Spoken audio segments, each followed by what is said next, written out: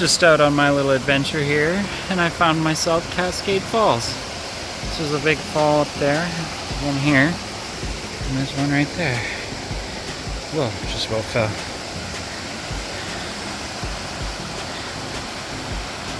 And on top of it, there's a campsite right there.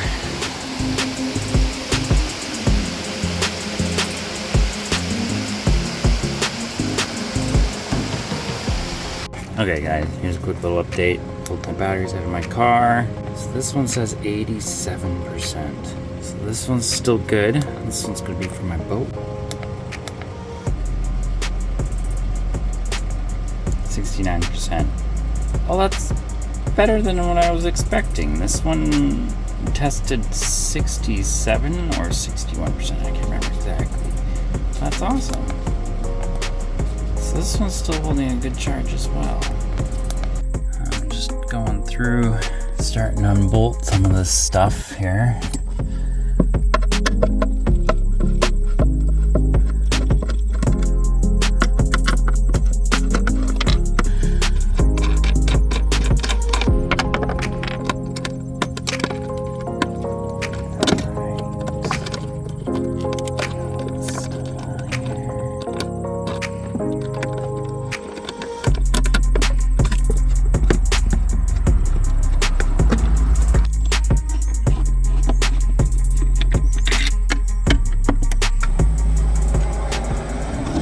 When you guys are installing these, make sure that these are battery disconnects.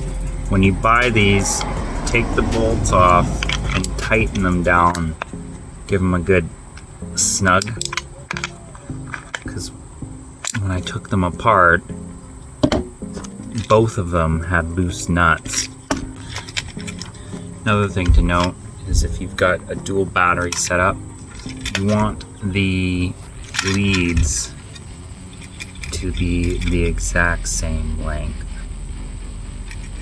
to each battery, and you want each battery fused separately. So if one battery has a failure, the other one is still good to go. The fuse will trip and your batteries are protected, your system's protected, and you can take that battery out, replace it if you need to. Parts of me wanted to rebuild this, but I think I'm just gonna leave it. So this is what I've come up with so far. I'm gonna have the power from the alternator coming in here, so I can disable it. It runs into here, goes to here. I can disable this. This goes to the batteries. This goes to the positive distribution post. I'm gonna get a negative one for here, and then when I do it, I will have two negative cables going through for dual battery system or a single battery system. It's up to me. If it is a single battery system, I can just take one of these fuses out. Doing a little test, I got two more USB ports in the box. I moved the 12-volt jack over here, and since this is a little higher draw than the other USB, and there's 4 of them, so I've got 4 available ports to charge on the box. And then this all turns off here. Blah, blah, blah. Fancy. This works without this switch on. But it's on its own 2 10-gauge wires, just for future proofing and making sure that there's enough. Just doing a little test. It works great. Time to go put it back in the car. My stickers finally came in the mail. I was so excited. I didn't even talk during these videos. I just wanted to put them on the car because I was so excited.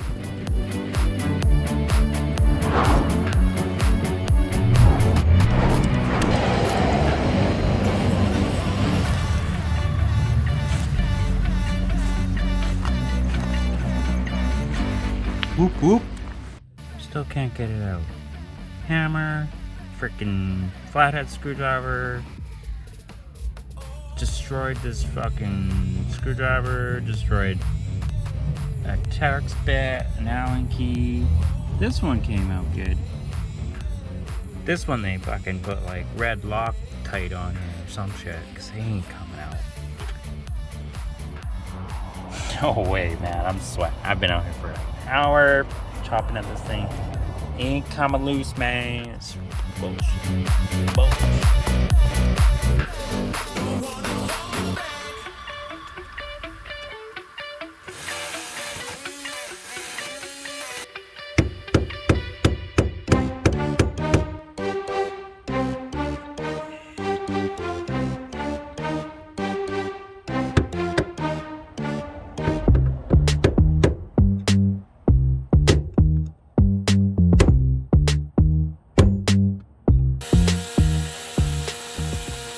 Finally got the damn thing out. There's part of it. I don't know where the other part is. That's freaking sharp, so I gotta fix that problem. Did end up pinching myself pretty good. Got myself a little blood blister. Okay, should be able to just pull this fuse out. And that will drain. I'll have to redo that after I'm done. Time to disconnect the battery.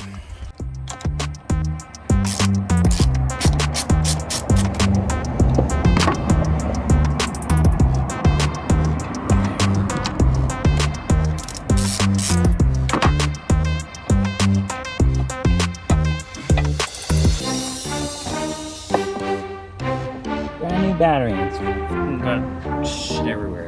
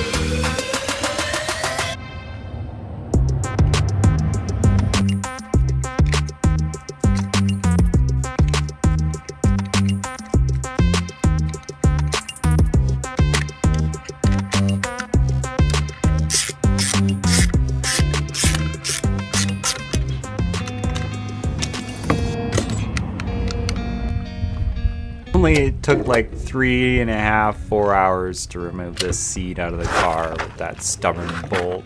It should have only took me 15 minutes to do. Oh man. Oh, look at all that space. Whew.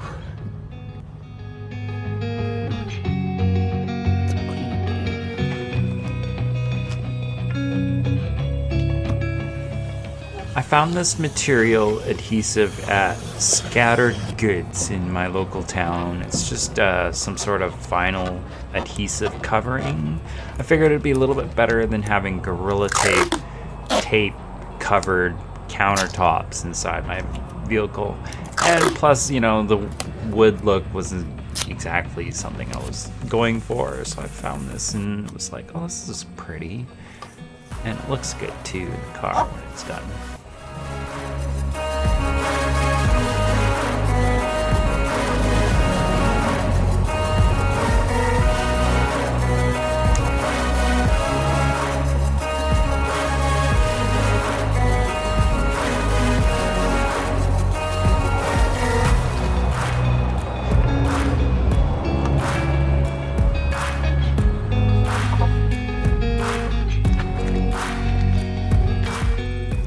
Got the bed set up, just gotta screw it down. All my braces are in, propane tank fits, water tank fits. Just gotta build a little shelf and we're good to go. All right, I just finished marking this out. Got my marks all lined up. I'm gonna drill it out. So I can come down my fishing rod holder right to my kayak. Permanent now. Got the drill handy.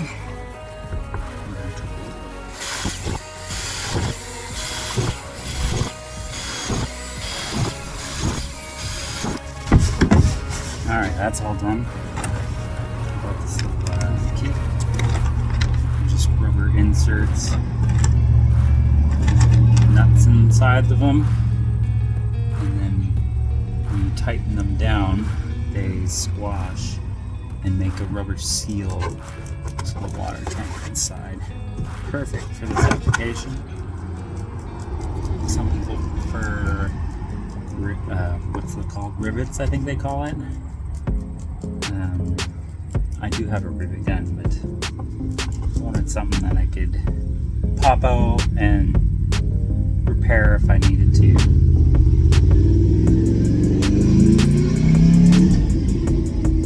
Or if I wanted to replace these, or just add like a touch of, Gorilla Glue or something. I've put so many holes in this kayak lately, but I am plugging them. Last one. Got that bad boy in there. Flat. So pop this bad boy on top. And get the screws and probably should all line up perfectly. So mark everything nice. Drilled my holes correctly. Alright, so all the screws are in. I'm gonna grab the threads on each of the nuts and get them all started.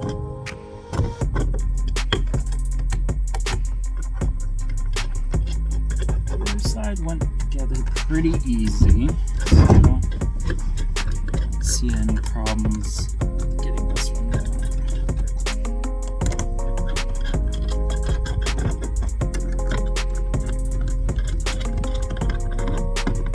Okay, they're all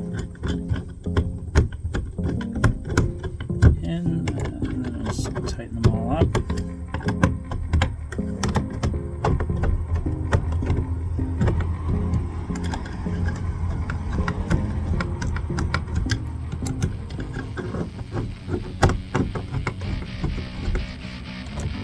Not sure why. Well, actually, I do.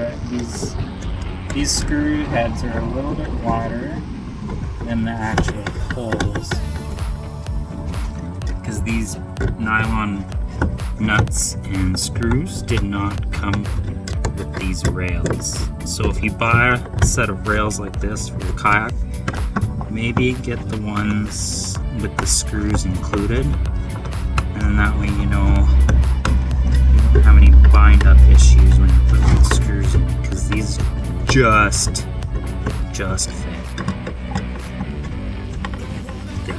They bind up on the outside, and I've actually scratched the paints off the rails putting the screws in. It's fine.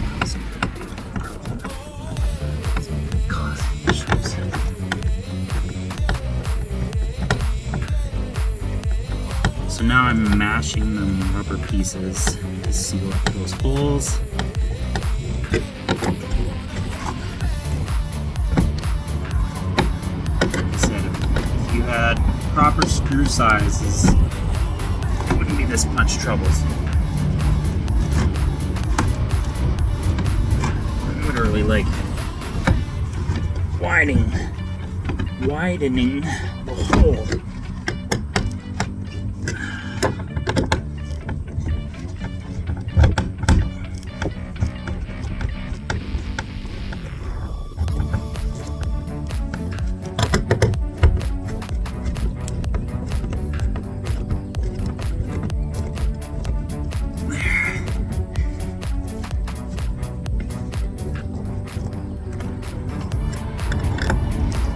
Now you don't want them so tight that you can't get them loose, right?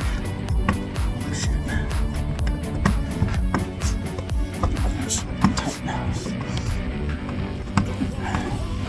Now you want to make sure you don't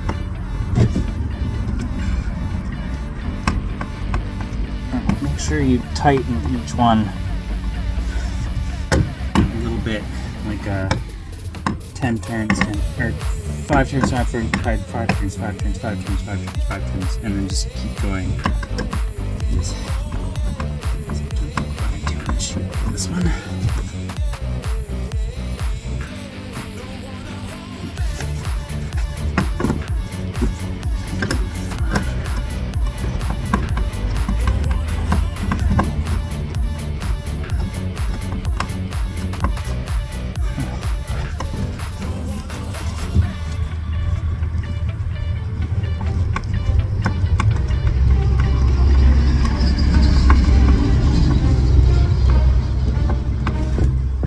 Has like a dip here, so what I'm trying to do is pull that dip up with the washer if I can.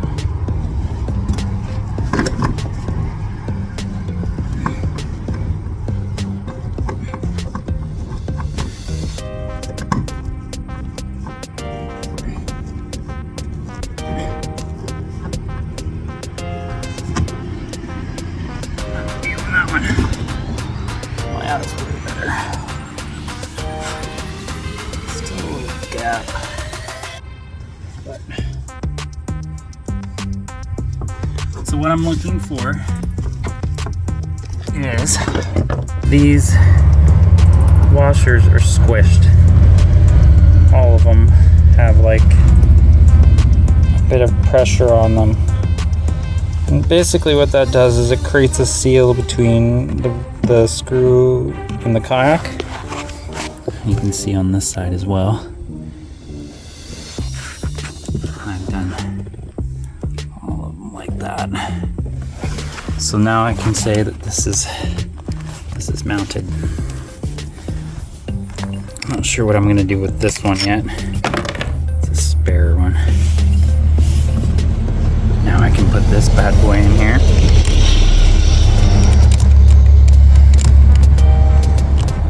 Tighten it all down.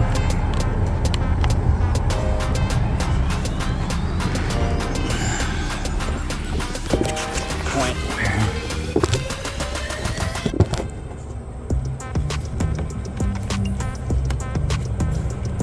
a fish ain't gonna loosen it.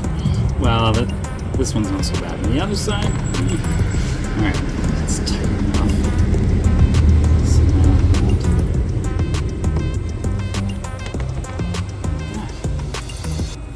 Perfect. So this bad boy here is done.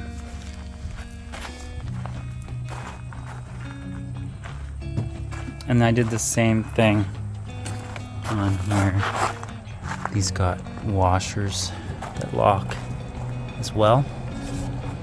And that holds my paddle. And we're good to go fishing. If you've made it to this far, please subscribe, like, and comment. Got any questions? Let me know. I'm always available to answer any questions when I'm in cell service. Have a great day and continue being weird and crazy and whatever you want to be. Don't let society put you in a category that you don't feel comfortable being in. Ever. Be who you want to be. Do what you want to do and go out and have some fun and enjoy life. Thanks for watching.